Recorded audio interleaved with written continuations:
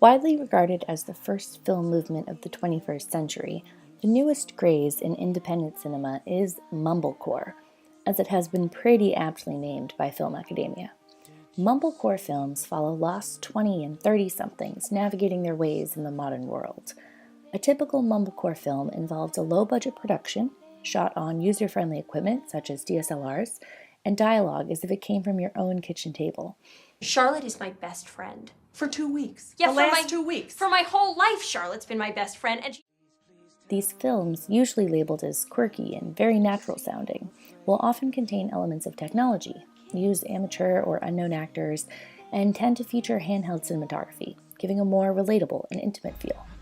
The movement started off with films such as Mutual Appreciation from Andrew Bujalski in 2005, and Baghead from the Duplass Brothers in 2008. Although many filmmakers of the movement do not admit to purposefully setting out to make Mumblecore films, there is an undeniable link between the ones produced. More recent examples of Mumblecore are The Future, a 2011 film written by, directed by, and starring Miranda July, and Frances Ha, directed in 2012 by Noah Baumbach, and starring Greta Gerwig, an actress who is known for her Mumblecore work. That is your person. But what sets Mumblecore apart from simply indie films is its general lack of plot.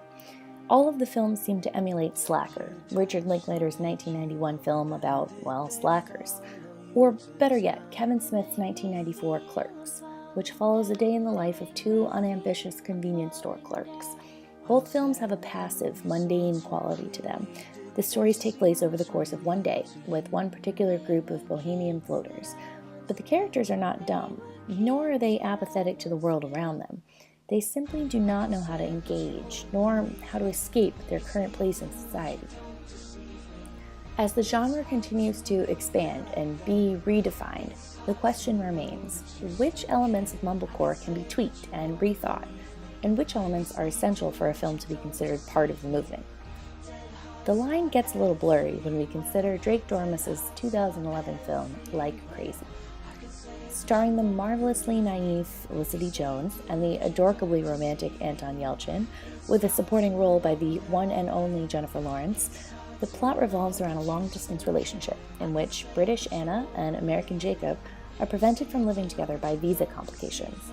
The film covers 8 years of their on-again, off-again relationship, as they struggle to decide whether they will be better off trying to hang on or trying to let go of each other. Oh, you're killing me. And yet, although often excluded from any lists of the genre, the film contains nearly every element of Mumblecore.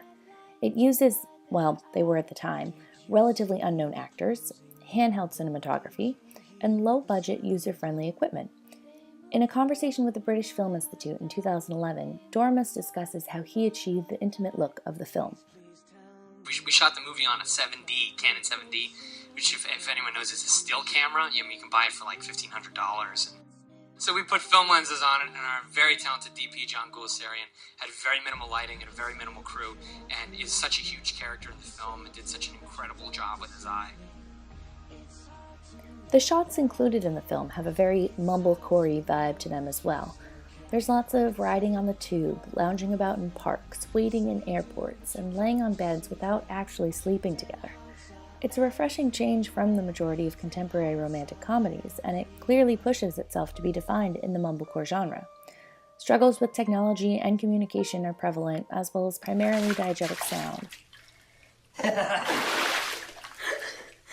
with the exception of a few cliché montages. The film's final scene does nothing to clear up any loose ends. In my humble opinion, a surefire characteristic of Mumblecore. The film was also completed without any dialogue being written down.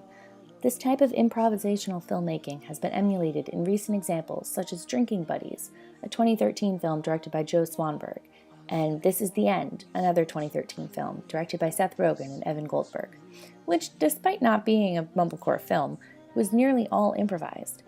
Jones talks about the filming process without a script in a 2011 promotional interview.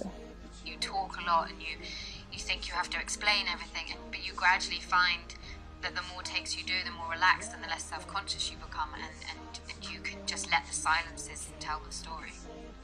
What makes the film work, not just within the Mumblecore genre, but as a whole, is that you don't fall in love with Anna and Jacob during the moments of plot development.